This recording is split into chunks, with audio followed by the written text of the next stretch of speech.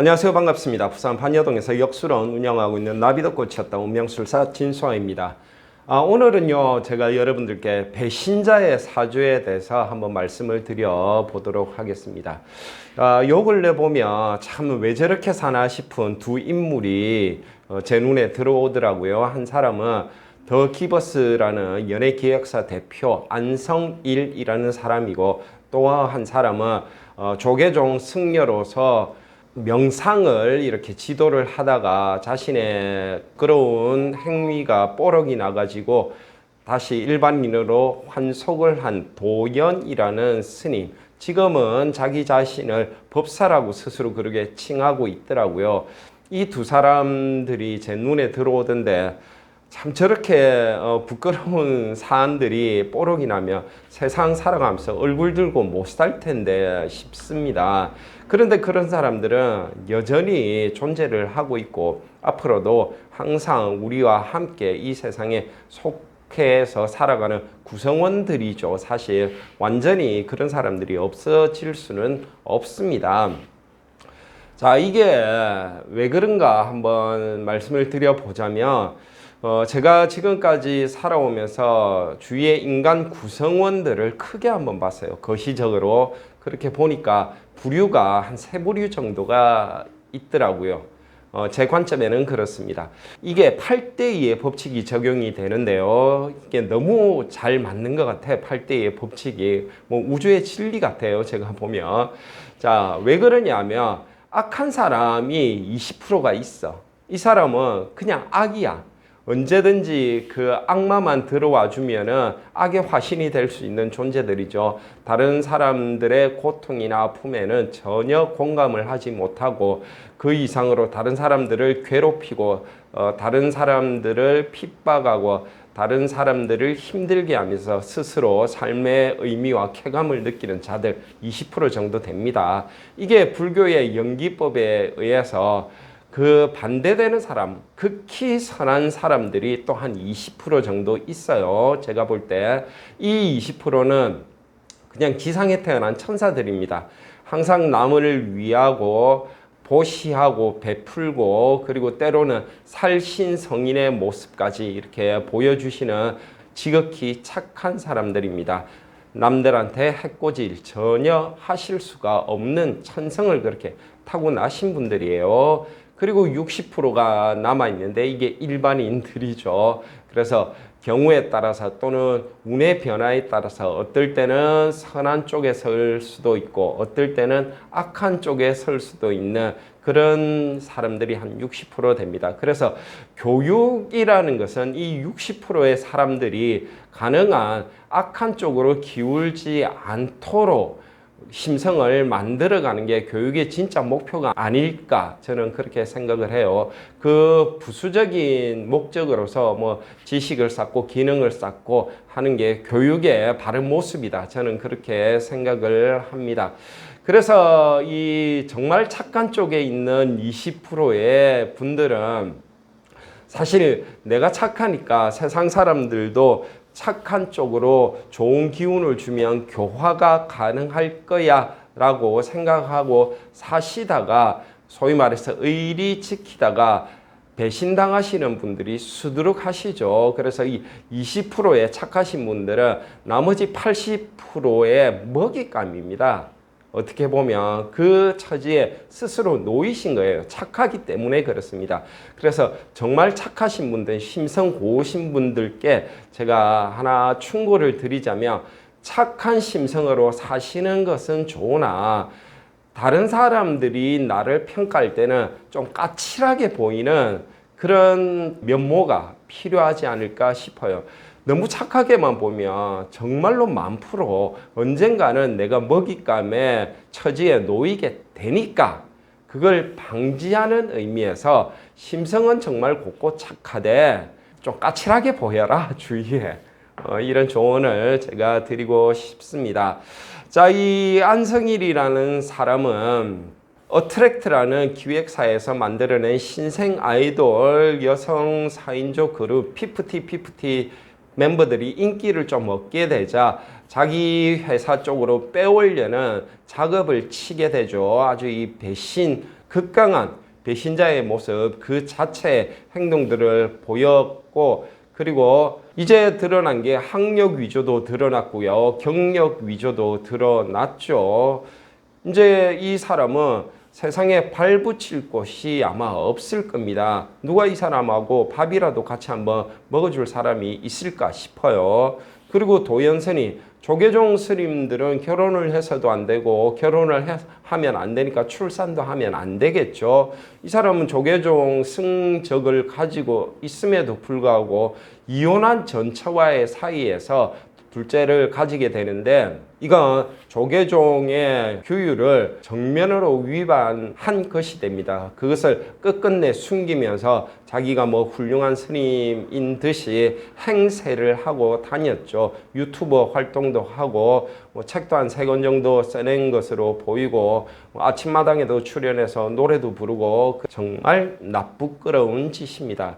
이런 부끄러운 짓을 하고 사는 그러한 사고방식을 저는 좀 이해하기가 힘들어요. 제가 안성일이라는 배신자나 도연 스님 같은 그 철면피 같은 존재들의 사고방식은 좀 딴 나라 이야기 같이 생각이 되긴 합니다. 자, 이 배신자의 사주를 여러분들이 판단할 수 있는 능력을 가지게 되면 내가 오너가 됐을 때 내 직원 채용할 때 이렇게 살펴보시면 되겠죠. 그러면 이 녀석한테 돈을 좀 맡겨도 될지 안 될지 분명히 쉽게 판단하실 수가 있는 하나의 그 명리학적인 근거로서 여러분들 지식으로 갖추고 계시면 좋겠다, 이런 생각이 듭니다. 자, 그럼 이 안성일 씨의 사주를 보면서 배신자는 언제 배신자가 되는가, 어떤 구조를 가지고 있을 때 배신자일 수 있는가 한번 말씀드려 보도록 하겠습니다. 자, 화면 바꿀게요. 네, 그럼 안성일이라는 사람이 얼마나 나쁜 놈인지에 대해서 한번 말씀드리겠습니다. 이거 더 기버스 대표인데 7월 26일자 기사예요. 학력, 경력 위조가 모조리 들통이 났고, 그 덕분에 자신이 빼오려고 하던 어트랙트의 피프티는 낙동강 오리알 신세로 전락할 상황에 놓여져 있습니다. 이 사람의 외삼촌이 이 사람과 이 사람 형을 대학교까지 공부를 시켜줬대요.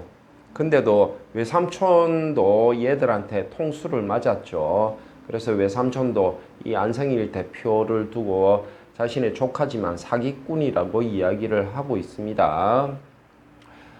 천성이 인성 자체가 파탄난 그런 인물이죠. 그래서 이때까지는 그나마 운이 좀 받쳐져 가지고 꾸역꾸역 살아오긴 살아왔는데, 뭐 이제 끝났다고 보는 게 맞습니다. 오늘 봐도.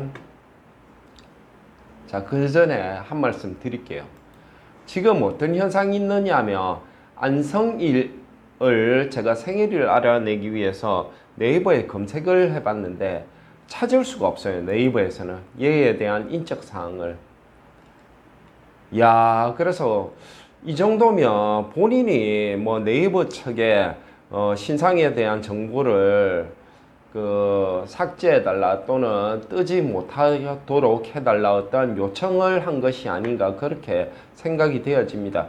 내심 마음이 엄청 쫄아 있다는 거죠. 안성일 자체가. 그러니까 자신에 대해서 검색 자체가 안 되도록, 생일 검색도 안 되도록 이렇게 해놨습니다. 그런데 구글에서는 검색이 돼요. 구글에서는 여기 안성일 PD 나무 위키 있죠. 이게 구글에서는 검색이 됩니다. 이렇게. 그래서 생일을 제가 알 수 있었어요. 1975년 2월 16일. 이렇게 네이버가 뭐 검색어로 큰 사이트인데 검색이 안 되게 돼버리면 누가 네이버를 쓰겠습니까? 네이버가 이런 식으로 검색의 퀄리티에서 구글한테 밀리게 되면 네이버는 앞으로 회생하기가 어렵죠. 네이버 좀 분발하기 바랍니다. 네이버에서 검색이 안 되다니 이게 무슨 말입니까? 여담은 그 정도로 하고 한번 제가 보여드릴 게 있습니다. 사주명리를 보여드리기 이전에 이 자평명리를 좀 보여드릴게요. 자평명리가 아니고 자미두수를 좀 보여드릴게요. 요게 이게 안성일시 자미두수 명반입니다. 을묘, 무인, 개사, 개축인데 여기 보면 나이가 나오죠. 46세부터 55세 사이에 이 자리에 주목을 하셔야 돼요. 이 자리에 지금 쌍화기가 붙어 있습니다. 별은 태음성이 있어요. 태음성은 재물을 의미합니다. 재물에 일단 쌍화기가 붙어 있다는 것은 굉장한 불리함을 예정하고 있는 겁니다. 거기다가 이 자리에는 록존이 같이 앉아 있는 굉장히 귀한 자리라고요. 그 록존이 저 쌍화기 때문에 깨집니다. 그러면 양쪽에 있는 경량이라는 큰 칼과 타라라는 작은 칼이 이렇게 들어온다고요. 이걸 양타협기라고 합니다. 그 록존이 깨지는 것은 인생에 있어서 큰 변화, 이게 긍정적이든 부정적이든 큰 변화가 예정이 되어 있는 것인데 쌍화기로 깨졌으니 그 변화는 굉장히 불리한 쪽으로 작용을 할 것이다. 이렇게 되어 있는 겁니다. 그리고 특히 원래 이 자리는 복덕궁이었어요. 복덕궁과 신궁을 같이 썼는데 자미두수에서 복덕궁의 의미는 심성이라고 보면 됩니다. 심성. 그래서 복덕궁에 화기를 이렇게 기본적으로 품고 있으면 이 사람은 저걸 선천화기라고 부르는데 복덕궁에 선천화기를 품은 사람은 평생 행복감을 느끼기 힘들다 이렇게 봅니다. 그러니까 심성에 나쁜 기운을 가득 품고 있는 것이죠. 그래서 만약에 직원을 채용을 해야 되는데 자미두수를 열어봤을 때 복덕궁에 선천화기가 있으면 일단 직원 채용은 불가 이렇게 되는 겁니다. 언제 배신할지 모르죠, 이 사람은. 그래서 기본적으로 자미두수에서는 이 안성일이라는 사람이 마음 씀씀이가 굉장히 부정적이다 라는 것을 대번에 알 수가 있습니다. 자, 그러면 여러분들이 알고 있는 자평명리로 한번 넘어가 보겠습니다. 자, 이게 안성일시의 자평명리입니다.